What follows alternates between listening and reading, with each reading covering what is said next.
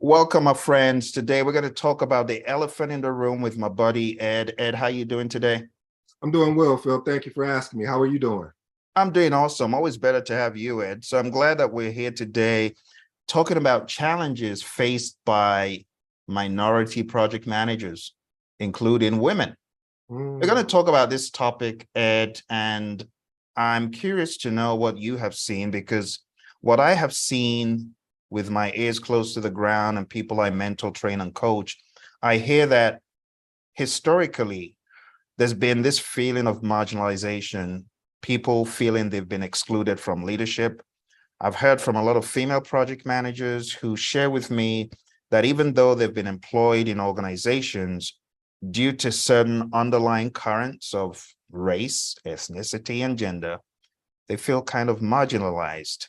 They feel like there's a glass ceiling that prevents them from going any higher in the workplace, like an invisible barrier. And as a mm, result of this, they feel they're in a cocoon, in a shell. They feel like they're not able to come out and lead the way they would. They have to work extra hard to be given any recognition at all. And it's something that's a recurring theme. So it has to be spoken about. And I would like to invite people who have experienced this to put a comment below for us, Ed, right? It's something we should yeah. talk about. It's not something we should skirt around because I see it in a lot of industries. But why do you think this happens? And let's break apart the anatomy of what exactly is going on. Let's call it the struggle of the minority project manager. Yeah, and you know what, Phil? I want to unpack that as far as when you look at it, there's something you have a decision. One thing I loved, I was recently listening to Myron Golden. He was talking about the difference between decision and choice. So you have a choice. There was an old story where there was a little kid that would walk past this dog, and the dog would bark and just yell all the time. And finally, the kid asked the old man, sir, every time I walk past, I always hear this dog yelling and crying, and it's like, what's going on? Like, and and the old man said, listen, son, this dog is laying on an old nail. And he said, every time he comes to sit on this porch, he lays on this old nail. He said, I don't know why. He said, I've tried to, get him to get off of it, and he just wouldn't. So I use that story as a lane, or let's call it the hover lane, that I'm with you, Phil, so we can ride in the hover lane, meaning that we get a access to a faster lane. And what I realize is you have a choice or a decision, and that you better make a decision and say, you know what, I understand what's going on here. I'm not able to change it. I'm not able to have the impact that I need.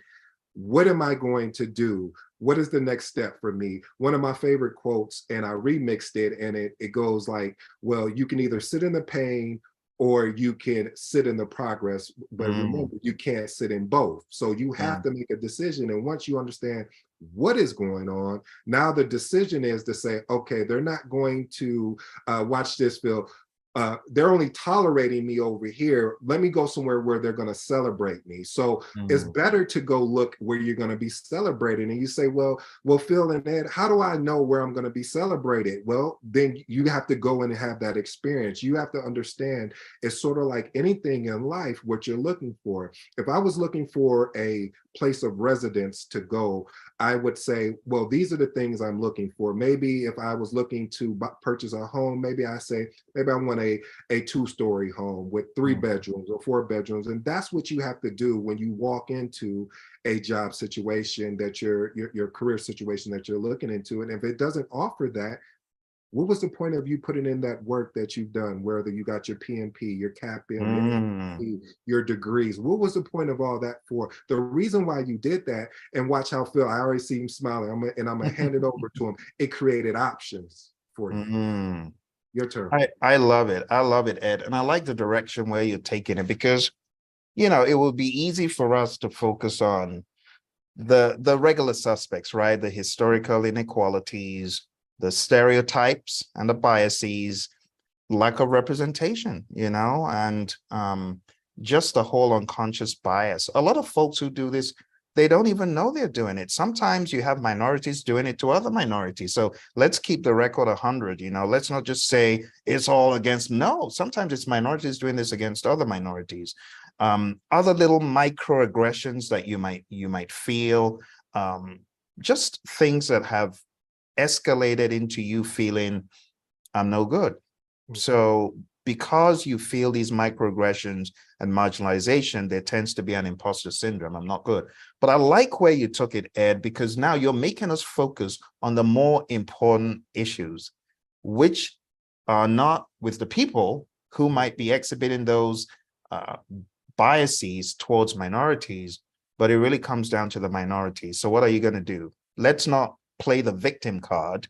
Let's now take the law into our hands and help ourselves, right? Let's not stay in a position where you're marginalized or you're not appreciated. So I like what you said. Number one, confidence building.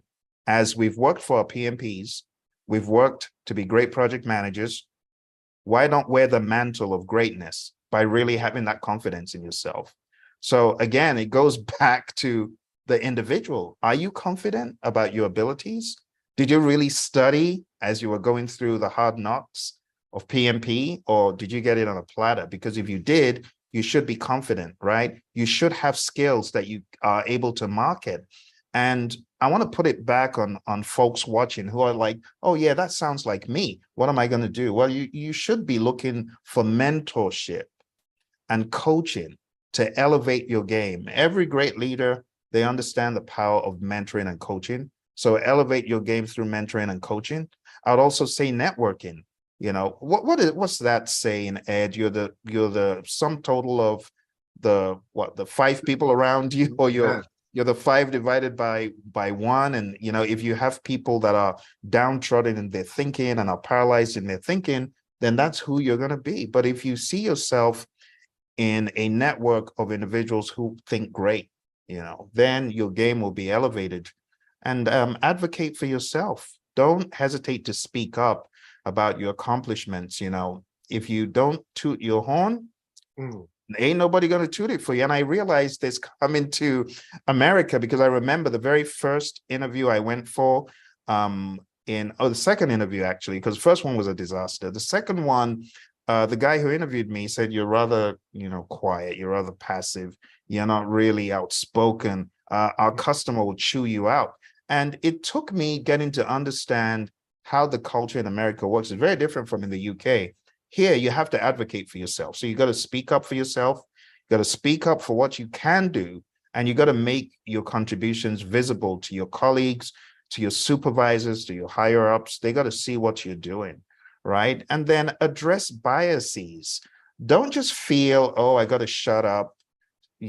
Someone's being mean and aggressive, very aggressive, passive aggressive towards you, and you just feel like, oh, I'm just going to cocoon into a little shell like, an infant. Don't do that. Challenge. And I'm not saying be obnoxious or braggadocious. That's not what I'm saying, but you can't always be the tiny little mouse in the corner getting all the abuse rained on you. If you're not being treated fairly, you've got options, right? So when you're comfortable with it, I would highly recommend addressing whatever microaggressions directly. I would also recommend talking to your HR. That's what HR is there for. So don't just feel I'm helpless, I'm hopeless, I'm just going to stay here until, I find something else. No, try your best to address these things. What do you think, Ed? Yeah, and that's, as I was listening to you, Phil, I agree. Reason why I moved away from the elephant in the room is because the elephant is already in the room. Everyone that looks like you and I already knows this. And when I say knows this, meaning we feel this pain, but I love what the Eagle said, Joe Eagle, he said, what are we going to do about it? What are you going to do about it? We know this. So if we started really focusing on the options that are out there for us, and some people may have to go into business for their own self and create their own project management firm and take it that way. And it may be a slow progress, but It's options. And what's the whole point of going through a project management leadership institute and not doing more with your life and becoming 1% better?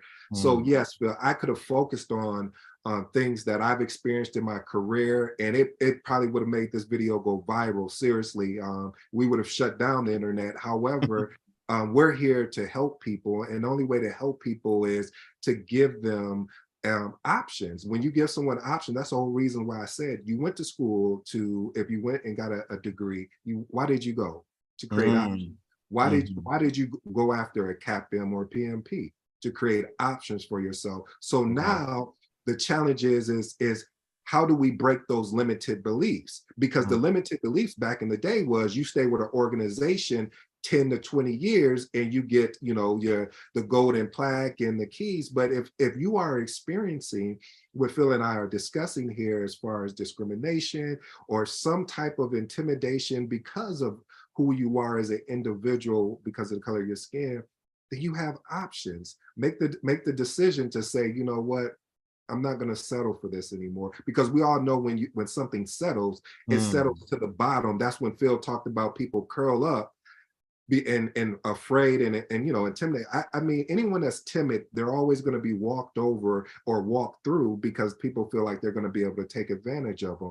That's why when you walk into someone's house, they have before you walk in, most of the time they'll have a rug outside to say wipe your feet off, but you don't want to be that rug. You want to be better. You want to be the house that they're walking into. You miss that. mm, What I'm saying to you is that this is happening. This is most evident. Yes, we mm, know it's out there, but we have to make sure that we take the appropriate actions in doing things that's outside of the box. We never mm. talk about sales in project management. We never talk about True. mindset. Yeah. That's one of the things that for me, I'm really big on is really going deeper into the mindset, because I Mm, believe if you have the mindset, you can do anything, because at that point it doesn't matter what anyone else says, because you've already made it up in your mind, just like you made it up in your mind when someone told you you're not smart enough to go and get you a college degree. Oh, you failed that test too many times. Why would you want to go back and take the PMP? mm. Do you know how many people passed the PMP? But you went past all of that and you got your PMP. I'll turn it over to you, Phil. I love it, Ed. I love it. And I love the direction you took the conversation, because there are a lot of things people forget. So one, professional development. Ed, you've got a whole lot of certifications. I got a whole lot of certifications. And the reason why we get these is not just for show, but it's really to elevate our game. And if people aren't doing that, we want to encourage you. Don't just stop at PMP. Don't just stop at CAPM. Up the ante, right? Invest in your professional development, attend workshops, conferences, training sessions to expand your knowledge and skills, and embrace leadership opportunities. A lot of people are like, oh, I feel I can't do this. And you're shying away from leadership opportunities. You need to step up your game, embrace these opportunities. If the boss asks people, who wants to do this hard project, your hand should shoot up, because that's you seizing the opportunity to be a walking billboard of excellence. So why wouldn't you choose the hard stuff, the tough stuff? It's going to toughen you up and it's going to elevate you when you make it happen, except you don't believe in yourself. If you believe in yourself, you know that you're going to do everything possible. Like in the words of Will Smith, I know he's not the most popular person right now. Well, maybe people have forgiven him. One of the things he said, he's going to stay on that treadmill, that it's either he dies on that treadmill or you give up. One of them, but he's not getting off that treadmill. I want to encourage you to, in the same token, stay on that treadmill. Just do, right? Another thing that we forget to do is to build allies. My mentor, John Maxwell, he talks about the real formula. How to be a success is all about relationships first, equipping others, having a positive mental attitude, and being a great leader. But the aspect of relationships, when it comes to allies, I feel that there's a lot of opportunity there for some of our friends, women, minorities. You got to rally together to support each other. You got to rally together to support the greater good of each other. So find your allies. I also want to recommend, for those my friends who don't spend enough time thinking about self-care, because a lot of them usually have so many dependents or people that they're caring about without caring for themselves. you cannot be at your best if you're not caring for yourself. So think about the mental health, the physical aspect, not to make it a fitness preaching session, but you know what I mean? If the body is not sound, then the mind, is going to be off. And if the mind is not sound, the body is going to be off. So they are both important. You cannot say, yeah, my mental health is good, but then in terms of your physical health, you're not paying attention to it. So these are little things that help you be at your peak. Like for me, when I'm training and coaching and I'm on the road, I'm grateful for the gym because it elevates my physical state, which helps my mental state. And my mental state in turn catalyzes my physical state to go do something about how I'm feeling. So all of this stuff is interconnected, my friends. You got to do your professional bits. You got to create allies. You got to think about mental health. You got to stay informed. Like some people are clueless. They've got no idea that AI is taking over the world of project management. And guess what? When AI finally hits, they're going to be people like, what happened? They're going to be looking around. Don't be like that, right? Stay informed. Be a researcher. And then set clear boundaries as far as your workload is concerned to prevent burnout. Some people grinding away, they're like little chipmunks. And at the end of the day, there's nothing to show for it. Like Ed was saying, you got to build your own brand and your own business. Some of you are just working for the man, working, not doing anything for yourself. Is that how you want to leave this planet without a legacy, without anything? Oh, he worked for one of the biggest corporations. And then what happened? He died. He died. And that's all. No legacy for the fam. Nothing. Come on now. So I want to encourage you. I know from some of the cultures, the minority cultures, they're really big on hard work. But don't just do hard work. Work smart. Work smart. Think about building your own brand. And some other cultures that I'm associated with, they're always thinking about a house, belongings. But no, change your mindset. Think about things that will transcend your being here. I'm not talking about house. Houses are good, right? Material things can only go so far, but a legacy, a brand, a thought, if that's your inclination, I want to encourage you to pursue it. I also want to encourage you to advocate for inclusion, right? Speak up for others. You may not be feeling what others are feeling, but speak up for others, right? This is the work that my sister by blood actually does by encouraging people in that field of diversity and inclusion. Because a lot of people, they're just clueless. They're like, oh, I didn't know my actions were discriminatory. Yes, they are. So educate people, help them see not everyone who does this does it mindfully. Some are just, it's an unconscious bias, So educate yourself, educate others, and it's a daily thing. It doesn't happen in a day. Ed, this stuff isn't ever gonna like magically disappear across the entire face of the earth, is it, Ed? No, it isn't. And that's the thing, one of the things, Phil, I love about what you do at PLI is that you teach real world. What does that even mean? Meaning that things that are actually happening in real time, meaning that at the job or any transitions that you're trying to make, but also on top of that, the importance of reading where you're at and where you're going. So for instance, Phil talked about challenging, pushing back and they, but let's have a strategy. Let's go read the 48 Laws of Power. Let's go read 33 Strategies of War by Robert Greene. Why am I telling you to read these books? Because this is the type of content that will allow you to think more strategically and allow you to think less emotionally and more logically. Because sometimes, let's be honest, we family here, we family. Some things that do happen to us, I'm not saying everything, because there's a lot that does happen that we just like, yeah, that was messed up. But some things that do happen to us, may have allowed our emotions to get in the way. And when our emotions get in the way, they start directing us in all different directions that it took us away from the original thing. I don't know how many times I've gotten into an argument and I was like, what was we arguing about? Because I can't even remember. But what I'm also saying too is to have that strategic approach, be logical. Okay, this is happening or this has happened. What am I Mm, going to do about it? Am I going to go to HR? Am I going to go talk to my supervisor? What are the steps I'm going to do? But see, also the important thing is getting around individuals. And again, I keep plugging the Project Leadership Institute, because it's a great safe environment for you to come to have that dialogue, to say, hey, I'm thinking about doing this. What do you think, based on and there's probably 40 to 50, 60 years worth of experience in that room that you mm, can get feedback on and say, hey, you know what? I know what you're saying, but again, you asked for my recommendation. This is what I would recommend. And then at the end of the day, it's sort of like taking the CAPM, PMP, or whatever. You got four choices. Cross out ones that doesn't make sense, and then which one that you're going to go with that. But it's all about making sure that you can get in a like-minded room. And when I say like-minded, I don't mean that. Phil and I are definitely different when it comes to certain things. And I learn from him, he can learn from me. But most of all, I'm learning a lot from him. But the whole point is that you want to get around someone that stretches you, that grows you.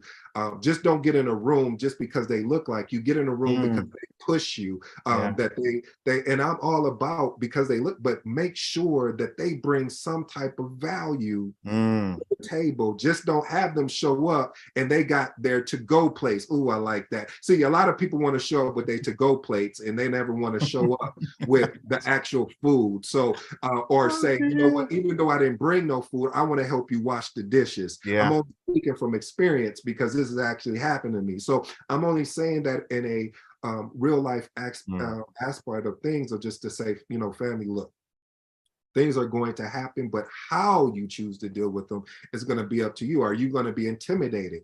Are mm, you going to take action? Are you just going to let it pass you by and just say, oh, forget about it? And then over time, what you don't want to happen, you know what I would love to do, Phil? I would love one day that we take a camera, and we may do this. I may be able to talk Phil into it one day when he gets some time, because he's putting out some amazing content and books. But what I'm saying is that go to the retirement home and mm, just we can line up 10 conversations and say, you know what? The first question is I want to know is, what do you regret that what do you regret doing? Or a better question is, if you could look back when you was my age, let's say mm. the age is 40 or 35 or 50 or whatever that number is, what would you have done differently? And I promise you it'll be the same answers that I wish I would have trusted myself and believed in what I was, my gut, my instincts was telling me, and that I would have taken a risk, but a calculated risk, and not just a risk that doesn't make sense. So I'll leave you with that. Your turn, Phil. I love it, Ed. And just to round up, I really appreciate these nuggets. I like the analogy of everyone showing up with a to-go plate. Mm, Ain't nobody bring no food. So yes. what's gonna happen? I just love that, and it's true. And we need to be around people that are gonna also bring food like we are bringing food. And in that way, everyone gets fed and everyone grows. But talking about growth, as my mentor John Maxwell says, needs to be planned. It doesn't happen by dumb luck. So number one, you want to have goals. Have a goal. What are you looking to achieve? What are you looking to achieve? And then put it in a time box. Give it a quarter or half a year or a year, or maybe give it a few days. What can you do to elevate your current state, whatever that might look like? Because I keep hearing from a lot of people, I feel the imposter syndrome. I feel marginalized. I am being discriminated against in my job. So you set goals that will help elevate your state. Secondly, begin to build a supportive network. I want to encourage you. My buddy Ed right here, he has got a channel on YouTube. I want you to go there and I want you to begin listening to his work. We're going to endeavor to put a link below, but I want you to go to that channel and I want you to begin listening to him, because what he has out there will help you elevate your game. Whether you're a junior project manager or whether you've been in the game for a long time, you need to be on the Conscious Agility channel. So I'm not just telling you to do stuff. I'm giving you a channel that can help support you. Okay. So I want you to do that. I want you to also build a supportive network. Ed offers coaching. He offers mentoring. He offers advice. If you're looking for someone to help elevate your game, please tap into his resource. He will help you, he'll challenge you. Number three, develop leadership skills. As Ed is always talking about leadership, leadership develops daily, not in a day. And leadership doesn't happen by magic. You got to work it. What is leadership? It's all about influence. Influence yourself first. Begin to motivate and inspire and encourage yourself. And only then can you show others how to do it. So I want you to invest in leadership skills by training, by workshops, by self-study. Let me give you one book. If there's one book that I'm going to recommend to you for leadership, it is called The 360-Degree Leader by John Maxwell. I want you to go find that book. I want you to read it. I want you to use that book to add tremendous value to yourself. Number 4, I want you to be an advocate for inclusion. If you find people being marginalized, being downtrodden, you find people marginalizing women in industry, I need you to say something about it. And finally, I want you to keep stock of your achievements. I want you to look at what you've accomplished over time. It could be your projects, it could be your contributions, and it will serve as evidence of your skills and impact. And it will help you elevate your game to begin thinking about what you have done and what you actually can do. And before we go, I want to give advice to women in particular. You got to negotiate effectively. I had a student, now graduate, who went for an interview. I was thinking of playing, around the low six-figure realm, around 80s, 90s, 100. But it so happened that the cat was let out of the bag and they were offering this individual hundreds. I didn't say 100. I'm talking about multiple hundreds of thousands of dollars. Now, if that individual had gone in and had played small and had negotiated ineffectively by shortchanging herself, she wouldn't have got that job. So you got to understand that you are worth probably more than you think. Whatever you think you're worth, do a fact check. If you're honest, do a fact check and go to PMI's Pulse of the Profession reports, the salary surveys, and get an analysis of how much do I know?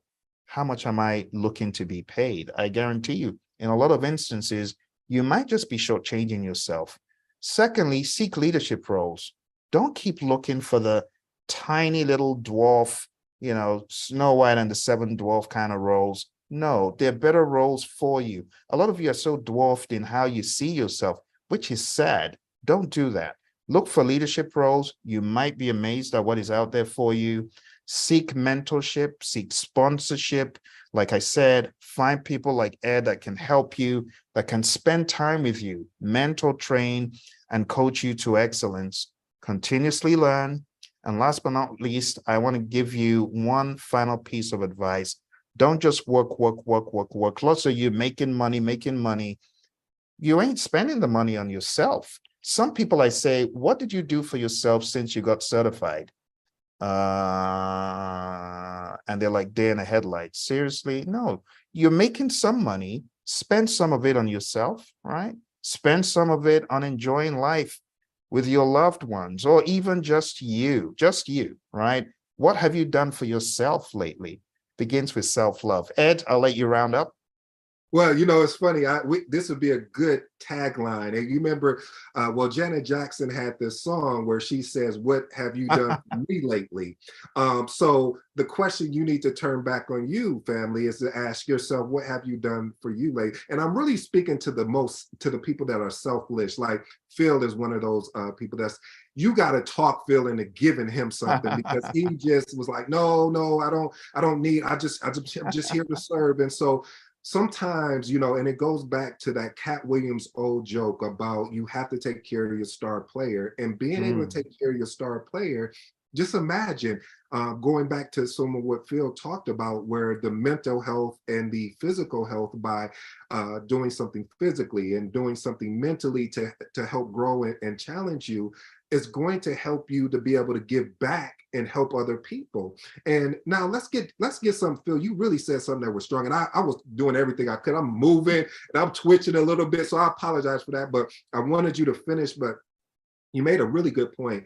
We have to stop running from the leadership opportunities, because the only way we're going to be able to change the dynamics of some of the cultures that do currently exist is to get into those positions, to get into those roles. And being able to get into those roles will allow us to open up the doors to see, because I don't care. Diversity for me, I will take that any day over just a one set formula mindset, because it just doesn't do diversity. Having all these different thoughts and views really helps grow and enrich an organization. So I'm so sorry for those organizations that don't have that, but for those that do, I salute you. I thank you for seeing the value in having diversity. And for women, when it comes to negotiation, I'm sorry, I repeated myself twice. I did that on purpose. There's an excellent book by, I think it's Chris Voss, called Never Split the Difference. Yeah. Never Split the Difference. Please go get that on audio. Please get that on your Kindle. Or, turn your vehicle, if you're commuting to work, as Zig Ziglar talked about, turn your vehicle into a library, turn it into a learning library where you're learning different things of where you're at in your career.